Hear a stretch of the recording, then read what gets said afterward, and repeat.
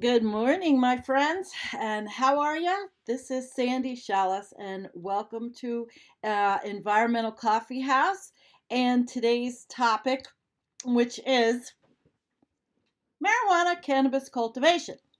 Yeah, I decided that it would be just really nice to do something different, not talk about coronavirus and COVID, not talk about, uh, not talk about the uprisings in the United States and all over the world, but this is a topic I've wanted to talk about for a while. I did one time, I've talked about it, but it really started. And hi, guys. Oh, hi, Jim. Good morning, TCR. Good morning, Mark Roche. And good morning, Lightning Rod's ready for enlightenment. Cool, because we're going to be enlightened. I really started being interested in this topic of the environment and medical cannabis. Hi, Dolores. Hey, Dolores, can you share this to Real Progressives Group Live? Thank you.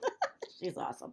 Anyway, in 2017, when I first met Jennifer Hines in Colorado, we went to the stores. You know, she took me to the dispensary. It wasn't legal here in New York. And of course, New York is only legal medicinal, for medicinal purposes, which is one of my purposes, here. Um, they give you a vape and you warm it up and you smoke it. And then you inhale it and you hold it in. This is a 50-50 hybrid of indica and sativa.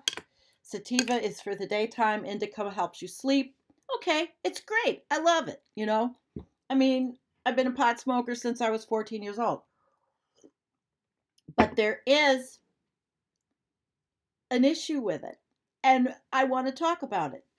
Besides just, hey, Joe and May, just besides talking about just, cultivating and the environmental issues, there's the packaging, there's all of these issues that are a problem that we want to talk about, I mean, we think that, oh, hemp is just going to be this miracle thing. Well, maybe it is, maybe it isn't. Let's see. I've got quite a lot of information here to go through, and I think it's going to be interesting and fun.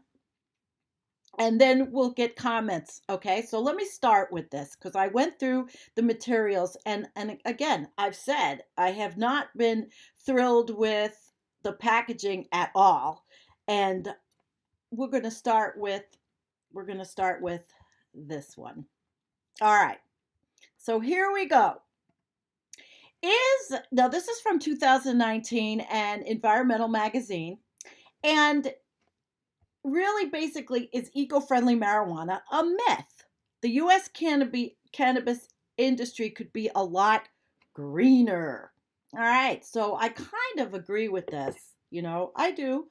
Um and by the way, I'm just looking to see really quickly, sorry, how it's going on to YouTube so I can pull up and see all of the comments as I do this. All right.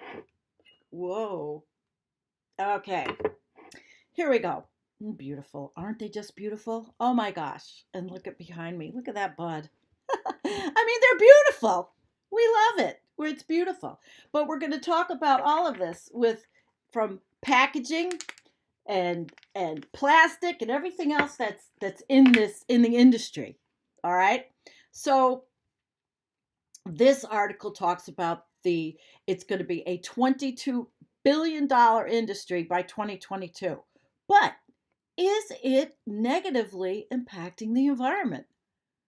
The growth of the industry is largely due to the versatility of the products. The cannabis industry is helping many people manage pain and anxiety. Me? Okay. Its products are stimulating the appetite, me, of those going through cancer treatments, not me, treating those who are prone to epileptic seizures, and helping people manage a wide variety of other conditions. The use of CBD, medical marijuana, and hemp are becoming increasingly recognized by the general public. As a result, it's a booming market. And I've got hemp rub and cream and all kinds of hemp shit for pain. A friend of mine, I'll have to put the link up to his business. He's doing really well in it, okay? But unfortunately, this industry that it experienced such substantial growth in a relatively short amount of time is bound to make mistakes. So let's go through some of the failings of the cannabis industry, and then what they will look for stuff that what they are doing, and to maybe mitigate this. All right, water use. We don't think about all this, and yeah, Matt's here. He says there's so much plastic involved. That was my big thing when I first went to Colorado. I was shocked. And in New York and everywhere else, plastic and glass and all this shit goes into a landfill. But let's go on with this one. First, we're going to talk about the water use from this, and I've got a bunch of other resources. 33 states with legal marijuana usage. A third of them lie in the western United States, where water is scarce. We know this, right? Marijuana farms' water use continues to be unregulated due to being considered illegal by the feds. So the United States federal government, unlike Canada, has not recognized marijuana. And the way our government is in the United States right now, it sure doesn't seem like it's going to do that. If Jeff Sessions had his way as Attorney General, none of us would be doing it. We would be going backwards. Absolutely. Oh, looks like a good. All right. So anyway, the single use marijuana plant can consume up to 6 gallons of water a day. A survey conducted in Mendocino County, California, found a 50-foot by 100-foot plot containing 50 cannabis plants uses 24,000 gallons per growing season, about 240 days. These 50 plants would produce 12,800 common retail units known as eighths, or eighths of an ounce. Okay, I don't know. I forgot all that stuff. Each eighth would require 1.875 gallons of water to produce. All right, so to compare, a single almond takes a gallon of water per nut, and one broccoli head requires 5 gallons to produce. A lot of water in growing. In comparison to other agricultural products, it may not seem like an excessively water-intensive crop. However, at the rate of unregulated growth, it may have an impact on water allotment for other agricultural industries. There are ways, and that's good. We're going to go back to the ways first. We'll talk about the things that are kind of like negative first. And then there's the energy for growing it inside. All right. Growing indoors, they have to create an artificial environment for the plants, and that's energy intensive. And even if you have your solar panels that are lighting everything, it's still, the cost to make the panels and all that. So it is estimated the cannabis industry, both legal and illegal, pulled 4.1 million megawatts of electricity. That was in 2017. Now, this equates to 1% of all energy use in America and is forecast to increase by 167% by 2022. There's an obvious need for this industry to invest in alternative energies to offset its energy use. I'm sure a lot of them have solar power and batteries, and we all know all the problems that are inherent with this. But to be on the grid is insane, for indoor growing. And then what did I talk about? This article goes over pretty much everything. Sustainable packaging. Oh my God, that is my biggest problem with this shit. I mean, you go and when you go to the you go and you get this, everything has to come in this, and then there's all kinds of friggin' crap. There was they changed the bottles. There was a plastic dropper for some bottles, and then brand new it comes in sealed little plastic things, and it is really annoying. And that was what annoyed me about Colorado so much, And then there's the well, I'll show you before we go on. Um, there's this was the original plastic, okay? And then they have either little rubber stoppers and everything because it's medical has to be in these kinds of things. They don't give you anything that's reusable. Then they changed to this, which is like a hard, there's metal, and then there's this. Now, how do you take it apart when you're done with it to recycle it? I save them because I don't know what to do with them. And I'm going to figure something out with this. I have been bugging the people up there at the place when I do go. Can't we do something? Can't we bring all our plastic containers back? Can't we reuse them? But because it's medicinal, you're not supposed to do it. So they keep changing the plastic, they keep changing the companies, but it just friggin' annoys the shit out of me. That part. It absolutely annoys the shit out of me. And it's just more crap. But I like the product. And I have a prescription for it. It's not like you can just say to them, at least in my state, hey, just give me some to put in my pipe and I'll smoke it. You can't do that.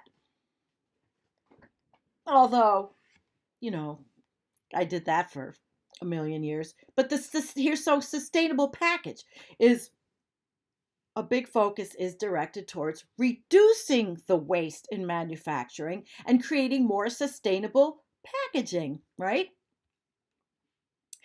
In the dispensaries. And regulations differ from state to state, but all states require cannabis infused products to be in childproof. Okay, fine. That can range in items resembling plastic prescription pill bottles to large mylar bags. What I show you, that's crap. Well, this doesn't have a zipper. I have a other bag too that I bring back and forth, but when I've forgotten, they give you this. And I use it for other things though. So extensive labeling mandated by law. The packaging can be larger than needed to hold the product. In an effort to be more eco-friendly, some dispensaries offer a discount on your purchase when you bring in reusable items. Not here, because it's medical. I don't know how Colorado is. Matt, I don't know. You're in Colorado? He tried complaining, but who could he even complain to? I'll put up comments after this. So, a growing arena within the cannabis industry is the development of eco-friendly packaging and materials, like made from hemp, maybe? From rechargeable vape pens, which this is. This is a rechargeable vape pen, okay? And that comes with its own friggin' set of problems. A growing arena, they say, okay, biodegradable childproof canisters, not here. Innovative companies are paving the way for new product offerings in an effort to replace single-use plastic containers. I haven't seen it. If you are a consumer or a producer of cannabis products, why don't you just think about it like this? Are your packaging materials biodegradable?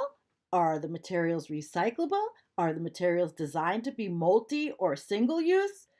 Are the materials naturally sourced from non-virgin material? And do the materials contain any harmful added chemicals? God knows. I don't know what's in this. They say in New York it's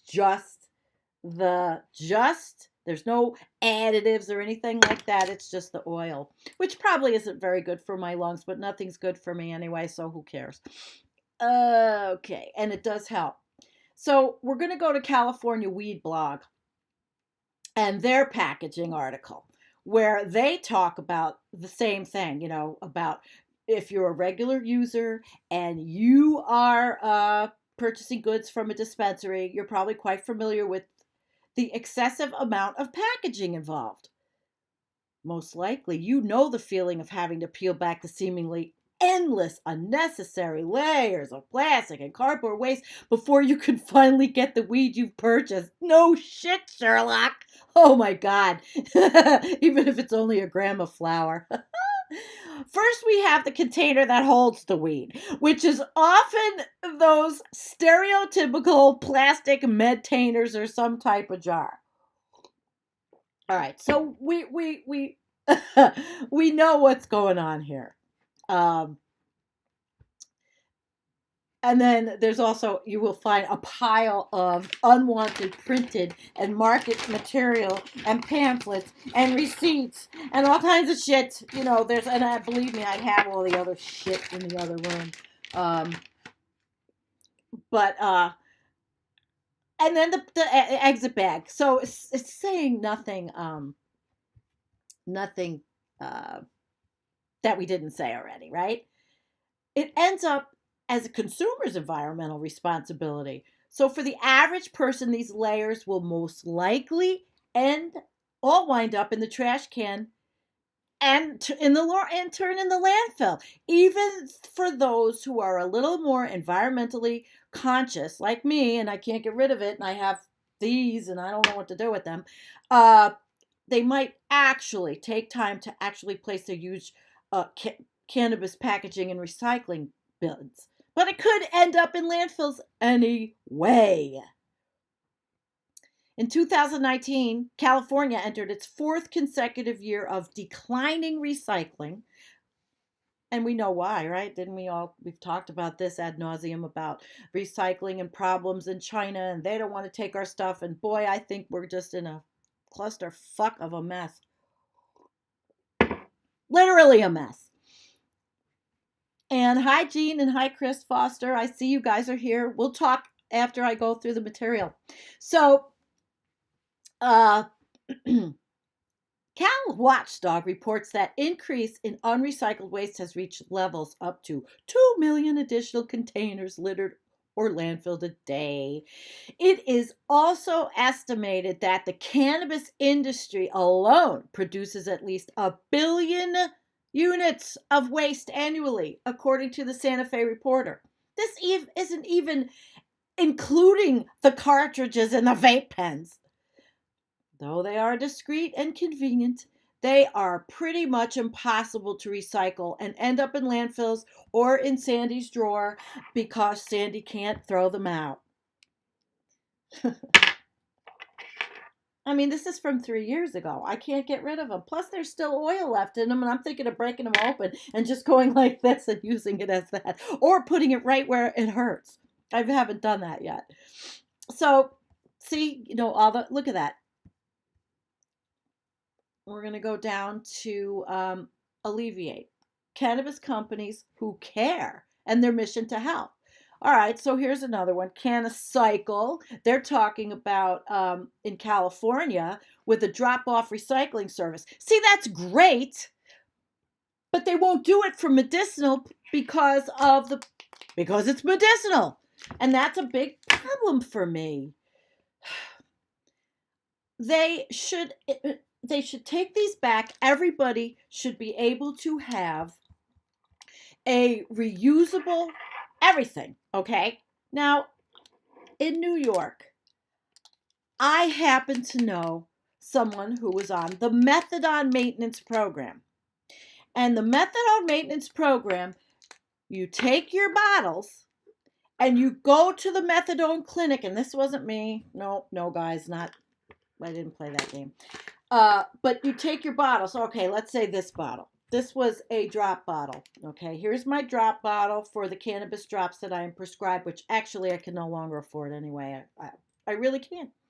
And it's all this shit, you know, right? Why can't you take these back? But the problem is taking them back at the dispensary, they're not filling them. They're just getting everything trucked up. So but why can't the company use these over, or even do it this way? You are a customer. You have your own, yes, this would take work, but it would give people jobs, right? Every customer brings all their stuff back. It goes to the the manufacturer and they fill your stuff up individually for you to send back. I mean, there's got to be a better way. There just has to be a better way. I feel anyway. But there's more to it. Yeah, Matt says. That's why he has dozens of those. Yeah, me too. Sitting around and I can't get rid of it. I just can't get rid of it. Hi, Jean. Yeah, let's petition for reusable containers. Well, it has to go through then the Department of Health. You see, there's a layer where I live, in the state I live, because it's not like Canada where I can just go into any store and buy my weed. No, I go through medical. I have a prescription from the doctor because I'm fucked up. But it's just insane to me. And there's even more to this. It's not just the packaging. So it's not just the packaging. This one place in California, they collect the items and cleans them. Then they return them back to the cannabis companies to be used again. Well, that's the best way to do it. I wish we could do it here. There's another company, Sungrown, a cannabis packaging manufacturer in Oakland, uses recyclable and compostable materials to make their child-resistant packaging. Good for you guys. When are you going to sell to New York? Sauna Packaging, they're creating their products from 100% plant-based hemp. Yay! But it's not happening enough. And here, they're talking about the vape pen popularity. Well, I didn't even know what the hell it was, but it's for breakthrough pain. Let me tell you, it doesn't really help but 40%, maybe 30% to 40%, but it's something and I'll take it. One of the biggest threats to the environment stemming from the cannabis industry is disposable vape pens and cartridges. Seceding flower, which is nice. Vape pens had the highest retail sales in 2018, and we can't do that in New York. They contributed to 22% of the combined dispensary profits in California, Colorado, Arizona, and Oregon. The smart ones. Still, their popularity only continues to grow. A crucial problem is some pens come as an all-in-one or single use. I would have absolutely, let me tell you something, if that was the case, I wouldn't get them. Or I don't know, or I'd have to hoard them. I would have to use them for some other reason, which I'm trying to figure out what, but I would never, that would be the end of it for me. It's bad enough with this, bad enough for that. So they, all of it, the batteries are reusable, for the most part universal, but they must be discarded properly. And let me tell you another thing about those vape pens. Some of them are just gigantic pieces of shit. Anyway, you get it, and it's like that planned obsolescence. You get the pen, and it's only gonna, what do? They probably set it, okay, we're going to set this so it will take a shit after, blah, blah, blah, clips, who knows? But I've already gone through those, which end up in a bag in a drawer, which I can't get rid of. So they end up in the trash. There is currently no solution to dispose of them. So you don't know what to do with them. I don't know. They say it could potentially release harmful pesticides and metals into the earth, soil, and water. So I'm doing just really lousy. I'm not helping the environment. Nope. They would have to be cleaned and taken apart piece by piece. In just one cartridge, there could be 30 pieces alone. Hey, that's job security for someone, right? Some cannabis businesses are trying to do their part to help alleviate this waste. Now, the disposable vape pen company, Dosist, uses recyclable materials in almost all of their plastic cases, shell, and electronic components. They offer a recycling option. Users can get a discount on their next Dosist purchase if they return their used pen to a dispensary where the products are sold. See, then again, that's great. But do they do that in New York or in any of the states where it's only medicinal? Because then again, everything in the medical industry is disposable. You know that. Gloves, everything. The whole medical industry is one big clusterfuck of plastic. And I think I've done that one before. you know. Um, the best thing, what can we do? Reduce, reuse, recycle. So save your bags and reuse them at the dispensary, of course. But then you've sometimes you forget. Sometimes you forget. All right. So this was the environmental cost of marijuana. This was from Anthropocene, and they were talking about a pot farming study published in Frontiers in the Ecology and the Environment. And I tried to get this one, could not. It's behind a paywall, and they used satellite imagery to compare the farms and the timber harvest. Now, this is talking about weed. This is talking about the growing process.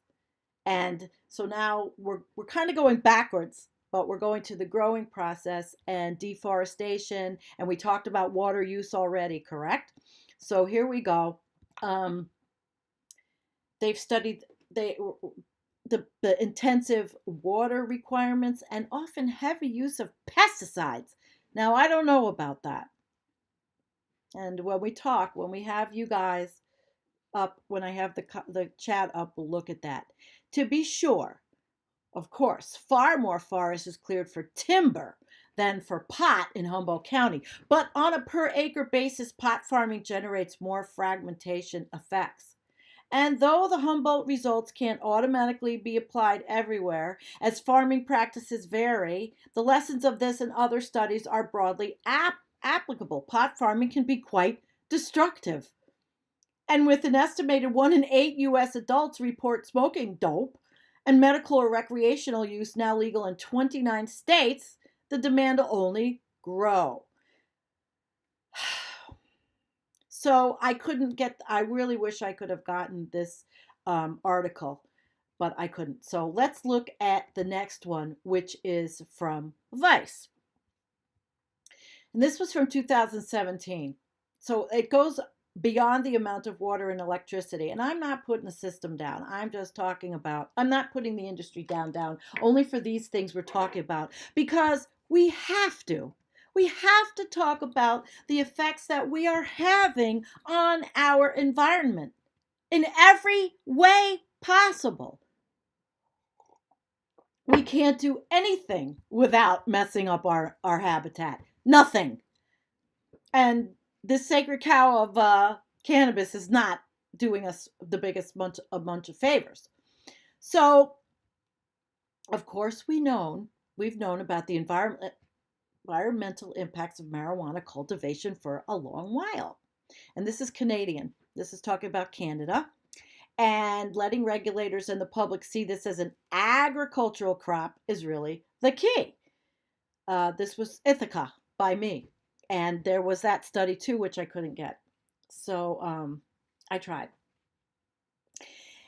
Letting regulators, we treat this like medicine. We treat it like a drug, but we don't treat it like what it really is, which is a regular old agricultural crop with a whole fleet of environmental implications, right? So, for one, as we talked about at the beginning, they're thirsty and how much water they use.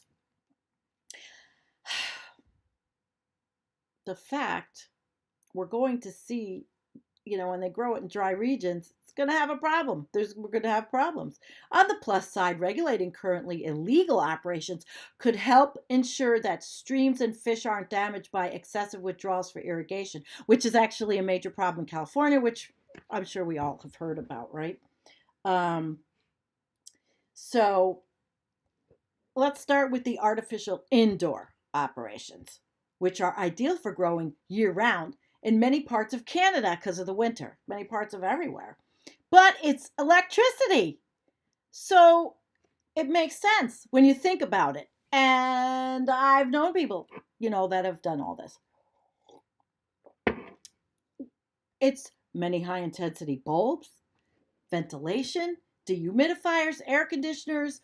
In 2012, they found that 3% of California's electricity usage was going to power indoor weed cultivation. Now think that's 2012. Scale that up to the US context, and it makes up a full 1%. 1% of the country's total power consumption, equivalent to about 17 million tons of carbon dioxide per year, or the output of 7 sizable power plants. One misperception that folks have is that growing cannabis indoors mean they'll get off without a hitch in regards to the environment. That's not the case. Now, each Canadian province will have a different joint to pollution ratio depending on their respective energy mix. Provinces like Manitoba, Quebec, and Newfoundland are almost entirely powered by hydroelectric dams, meaning they could dodge the problem of increased emissions from weed cultivation and perhaps present a lucrative opportunity for investors. It's a capitalistic endeavor completely, right? Investors! All right. So we're going to go down to say, well, on the bright side, legalizing marijuana will mean that, which has already been done, weed growers who were previously attempting to stay hidden by using off-grid electricity from diesel or propane, oh God, will be able to connect to the relatively cleaner grid and reduce emissions. Greenhouses, which would only need artificial heating during cold nights, become a more viable option as growers don't need to physically conceal their goods. Yeah, there you go, right? But say we're talking about one of the unusually warm parts of Canada, such as southwestern Ontario or the southern Gulf Islands in British Columbia. In such places, it's more feasible to grow outdoors for a longer portion of the year. That means growers don't have to use electricity and they rely on the sun. And that effectively eliminates the problem of greenhouse gas emissions from growing outside. But then cultivating outside comes with a whole other set of problems. Like with any other agricultural crop, an expansion in demand can often lead to increased clear cutting of forests and construction of roads. So that in turn can dramatically increase erosion and habitat destruction, river diversion, and forest fragmentation. It can pollute the lands and waters in the areas where it's cultivated, as well as poison wildlife through use of pesticides, herbicides, fertilizers, and petroleum fuels. Chemicals are often used to kill wood rats and other small rodents that can damage the crop. Unfortunately, these rodenticides can make their way into the food chain, and they pose significant risk to predators. Who in the fuck uses any of that stuff? I'm sorry, we grow a lot of food, and we don't use anything harmful. Why do people have to use it harmful? Because it's a cash crop? I'm sorry, that's wrong. Rodenticides. Put a goddamn gate up. Put a fence around, a proper fence. Spend the money then if you have too big of an area. No. So they also the rodenticides in California's public lands, they put the rare Pacific fisher and northern spotted owl in serious danger. Is there anything we do that doesn't? Is there anything we do that doesn't ruin our environment? What's the answer to that? Absolutely not. Absolutely not. But when they talk about legalizing, it can help mitigate such issues. But weed producers are often opposed to having pesticide use reduced due to severely lower yields. Cha-ching! It's all about the money. All about the money. Everywhere. It's a good example. Regulating weed isn't a silver bullet to minimizing environmental destruction. Regulating it like an agricultural crop is a step in the right direction. But I don't know if that's a guarantee, this guy says, Brenner, that the environmental impacts will disappear. Okay, so we're seeing that something we really love, or a lot of us really love, is something that is just not loving the environment. That's for sure.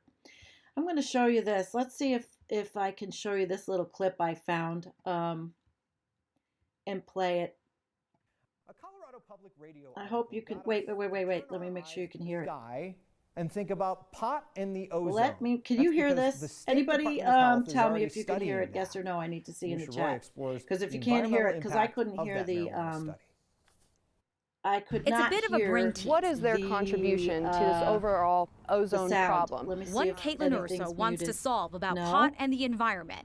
She's working with the State Department of Health and gave us a quick science lesson that starts with the problem. Can you hear it? Ozone is the #1 pollutant of concern here in Colorado. We're not meeting EPA health standards for ozone. So the state is looking into what could be new sources contributing to the problem and turn their attention to marijuana. Sort of left this gap in environmental knowledge for states that have legalized. To be clear, we are not talking about smoking, but the actual plant that emits what's called terpene, typically where the marijuana smell comes from. But those terpenes are volatile organic compounds. When those kind of compounds interact with other pollution and the sun, it adds to the ozone problem, which isn't good for the environment and not good for you and me to breathe. It's bad. The state is working with 4 cultivators to research this, in part because of zoning and industry regulations that crowded cultivators into the Denver metro area, which is also where there's more pollution. So the question is if growing marijuana is adding to the problem. Well, I've been aware of this study for quite some time now. The National Cannabis Industry Association is on board with finding out more. So we support any research that can improve the environmental knowledge base and help make us a better industry and better neighbors. They're also already committed to going green. That includes getting more efficient lighting measures as well as overall cultivation techniques. Urso says they're just trying to learn more and couldn't rely on others to try and find the answer. So marijuana is federally illegal. And typically when you have new industries come online, EPA is the one that is responsible for quantifying their environmental impact. So Caitlin said that she has seen a lot of companies already incorporating ways to be more environmentally friendly, and that companies can now actually recycle their packaging. So that means if somebody goes and buys a product, they can then use their product and then bring that packaging back to the dispensary. They'd sanitize it and then reuse it again after that. So this isn't the only industry the state is looking into. No, Caitlin actually said the most recent one was the craft brewing industry, because it took off so much that they had to kind of look at what the environmental impact was. Found that most of them are pretty small, so they didn't have a huge impact, but they were working with them on efficiency, and that included not wasting any beer, because if it evaporates, it releases ethanol into the atmosphere. So make your packaging efficient again. It would be a shame to waste beer. It is absolutely. It's good for the environment. Good for the environment. You heard it here first, folks. Thanks, Anusha. All right. I have no idea why I couldn't hear it. There's always some kind of, oh shit, wait, hang on. Okay, I don't know if you heard that. All of a sudden, it's like it went back to I could hear it. I don't know what happens. Technically all this crazy crap, I had to reset my whole modem and all this crap, because that wouldn't work. I find a lot of annoyances in the technical world. And obviously I'm not the only one, because I watch other shows and everybody has problems. So I thought that was an interesting video, but I couldn't hear it again. And it's just food for thought. Now, this was the study from 2017 that we went over. And I'm just going to look at the summary. Planting cannabis for commercial production in remote locations is creating forest fragmentation, stream modification, soil erosion, and landslides. Without land use policies to limit its environmental footprint, the impacts of cannabis farming could get worse. Now, that was in 2017. Now, this is a brand new article out of Manga Bay from this week. And this is what started me on this whole thing this morning was, not this morning, yesterday morning, when this popped up. Marijuana cultivation is whittling away Madagascar's largest connected forests. And by the way, I lost, no. Wait.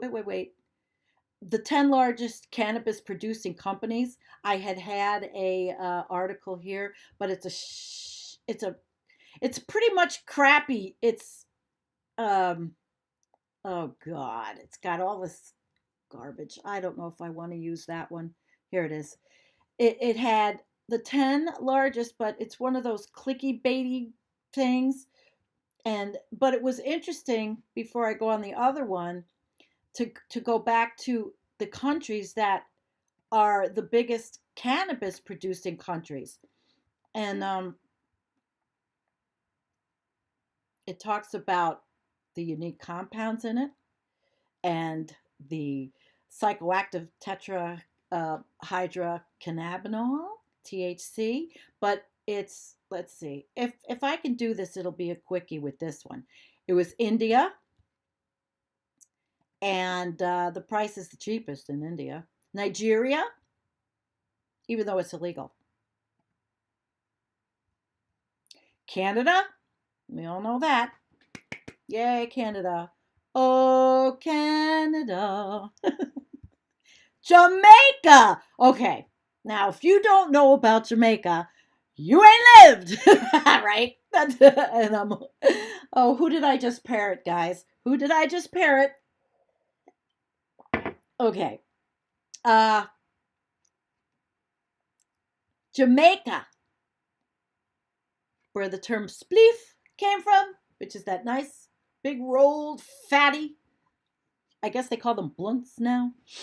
They are 7th among the world's top producing marijuana nations. Now, when I was in high school, it's illegal there. But when I was in high school, the big thing was, man, you get some Jamaican, you're going to get some Kush Jamaican.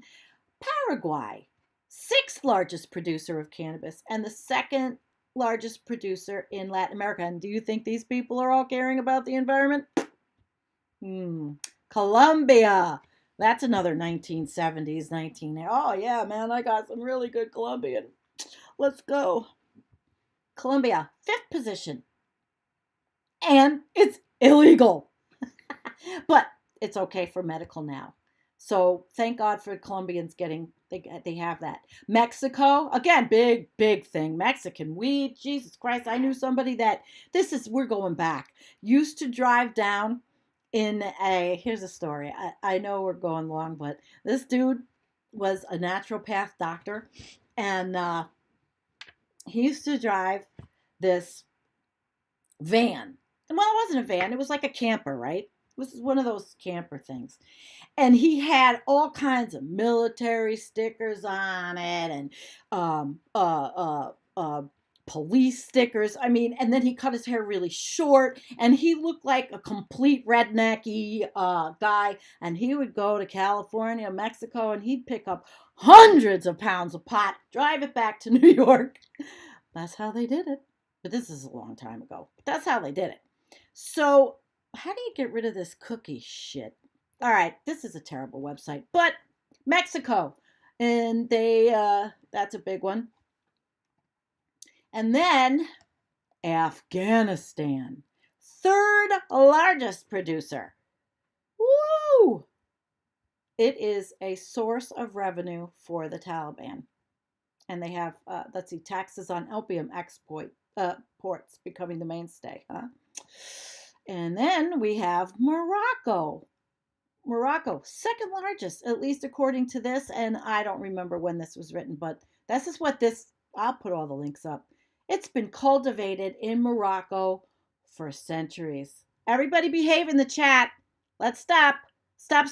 No arguing between anybody. Please, this is not what we're here for. I'm serious. I had this happen the other day in the chat. I don't want anybody to argue about stuff. I don't. And I'm please. Let's go on with what I'm talking about. So, Morocco, it's been illegal since the nation's independent in 1956. And I love you guys. Just don't argue, please. Matt, we'll talk about veganism. I promise. Cannabis is illegal in there. See, now I'm all screwed up, guys. Stop fighting.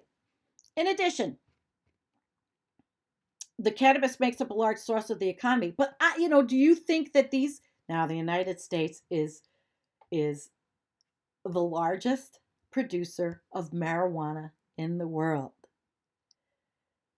It is the largest. Wow. Wow, wow, wow, wow. There you go. Okay, so I'm going back to Manga Bay because do these um, do these countries even do they pay attention to the environmental impacts of cultivating marijuana?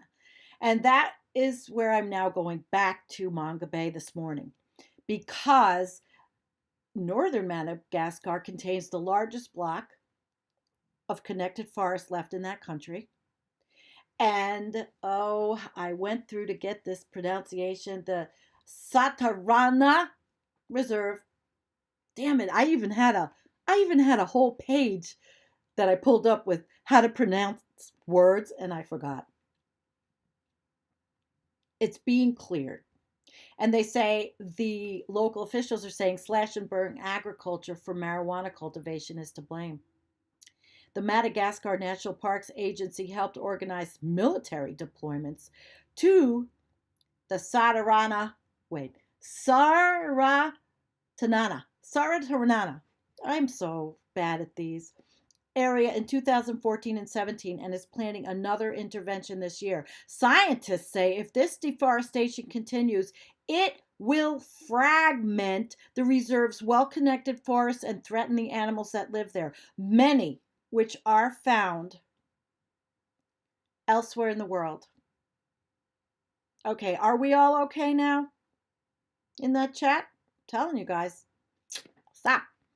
Between the cocoa fields of northwest Madagascar and the vanilla of the northeast, a chain of rainforests bob along the highland interior.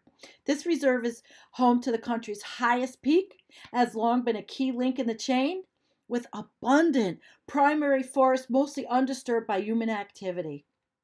Yet the reserve now faces threats on an unprecedented scale.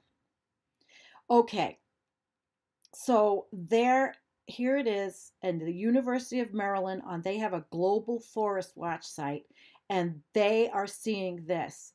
They are seeing the satellite data showing the area comprising this area, and they have been experiencing heavy deforestation. So not only is it happening, is the garbage from this stuff happening. Thank you, Gene. Good. But it's happening all over. Look, satellite imagery. Can you see this or should I make this bigger? I can't see it. Shows September 2019, April 2020, and May 2020. Satellite imagery shows recent reclearing of areas cleared in 2019. And so they're expanding into the primary forest. And then there's May and September. Again, see? I don't have the clicker where you can see it, but you can see on the bottom of that picture. And even bigger. Although most cultivation is being done in lowland areas, clearing also appears to be affecting some areas of higher elevation. My gosh. And this is all, because the country, they make money, and it's Westerners. These pictures reveal a serious level of deforestation, according to the scientists who have worked in the area. And Manga Bay is a great reference for everything about South America, Central America. It's a beautiful publication. So they're talking about tree cover loss. Let me just find where. See, here's a little. They're going to go extinct because of this. This little leaf-tailed gecko. And I'm looking for, because you can read most of it.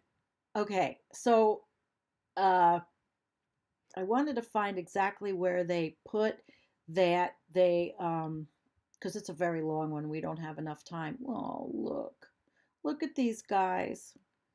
All these little guys. But if they're doing it, yeah, here it is. People are clearing the reserve's forest to grow marijuana. The main cause of land clearing in this protected area is the illicit exploitation of cannabis, and it is a very isolated area, which allows drug traffickers to protect themselves. And it's long standing from the 1960s. So one needs to find a long-term solution to the plantation of cannabis. The marijuana is produced for export and all activity is underground. So even though it's getting legalized, this is a brand new article. There's still a humongous trade that damages our environment. It just absolutely does. I think that we've come full circle. And this article, the last one I have here, is about hemp meds. All right, so hemp meds, this is a quickie because it talks about growing more hemp crops has the potential of making significant impact on global warming. And we saw in that video, they were talking about ozone and all that.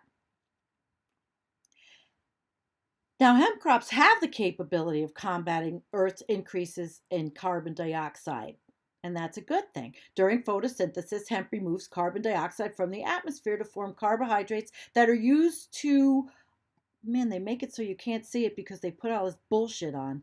Blah, blah, blah, plus hemp. Okay, hemp crops can be grown within nearly any type of, I gotta go down.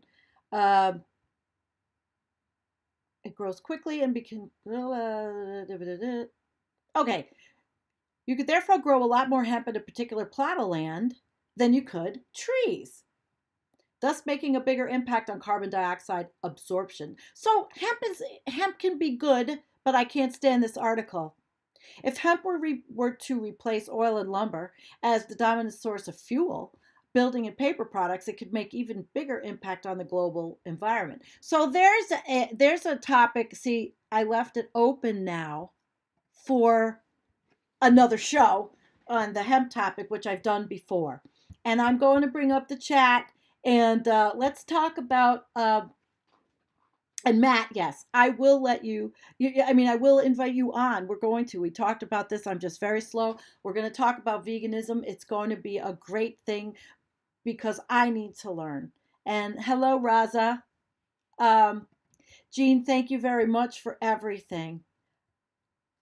And hi, Copy Cooney, Greg. I don't know what happened, but I care about all of you. And I don't like the fighting in the chat. It just hurts me. But people are blocking each other and not blocking each other. What the hell's going on out there? Are we fucking going nuts? Jeez. This is supposed to be a safe place. Our chat is supposed to be a safe place. I don't know what's happening. I need a hit. I'm going to end this up pretty soon because we're almost to the hour. I guess I think that I wanted to, boomer you, Richard. Well-presented change takes time for folks to digest and generations to affect. Yeah, do we have that? I don't know. Let's go all the way up. Okay. Hi, Warren. Legalization nationwide. Get commercial interests out. Localized and personal growing. Share networks for those who may not have growing conditions.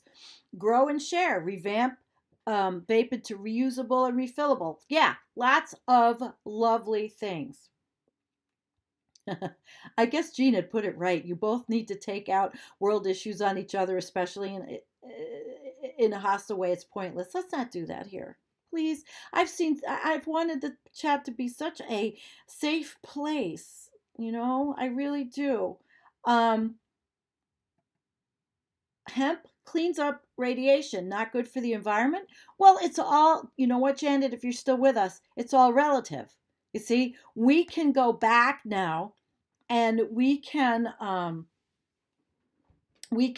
then do another show on the positives that we find. All right. So I guess I'm a little bit. I have to take a deep breath, guys. I really appreciate you coming. This isn't the toxic tea shop hour. Let's all play nice.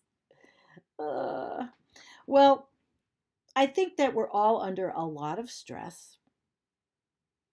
I do. I think we're all under a lot of stress, a lot of anxiety. Our world.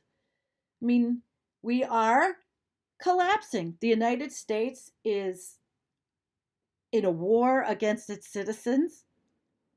The United States is on the precipice of fascism. We've had a global pandemic that did put the fear in so many of us that we could just die from this, which we're seeing is maybe not as prevalent, but people get very sick. We are stressed. And I've created this place with our team, Antonio, Jennifer, and Nick, for a little safe spot. We have to love each other. There's just too much going on, even though we have disagreements. We have to support each other. You know, I bring things in to educate. I bring things in that interest me that I think, wow, this will interest you. Like Janet, and she's interested. Cool. Yes, we will do one. And alcohol, we can talk about that too. See, every show leads into another topic that's interesting. It's fascinating. There's just so much under this godforsaken planet that we are ruining in leaps and bounds. But there's always a lot to talk about. And yes, Jean is right. Everyone who comes here is a wonderful member. I know. I love you all. And you've been with me for a whole hour. And that's about as long as I could do with a show. And I want to thank you. Let's all think about our contribution to everything we do. You know, from the vape drops, from the drops to the plastic, you know, in this industry, the marijuana industry, cannabis industry. I love it, but we can do better. And maybe that means for the countries that are growing it, for all of the Western populations to buy it illegally, maybe they need some help and incentive to do it clean and legally. This is a huge issue, and it's been going on again forever. But supply and demand. Where there's a demand, there's going to be a supply. And that's a capitalist neoliberal viewpoint, and the whole world has adopted it, legally or illegally. Thanks for coming. Share if you dare. I really appreciate it. And I have a guest on Thursday named Climate Marcher John, and he should be fun. He's got a whole lot of interesting shit that Sandy is my long distance support group member. Thank you guys. Love you all. See you on Thursday morning with Climate Marcher John with me.